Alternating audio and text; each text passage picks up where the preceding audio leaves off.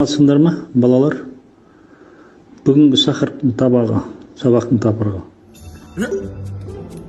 Кім пісірген мұнан? Кім пісірген мұна табақты? Администрация! Не болды аға, не болды? Не жақпай қалды? Кім пісірген мұна тамақты? Давран деген повар. Повар Шарпингер бар маған. Оған ма болды екен, маяқма қалды. Сен ба повар? Не тамағаның? Не болды?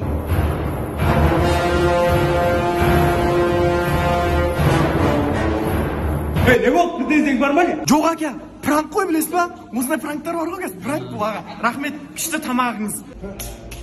Құдайға шүкір, пранктардың шыққаны қандай жақсы болды.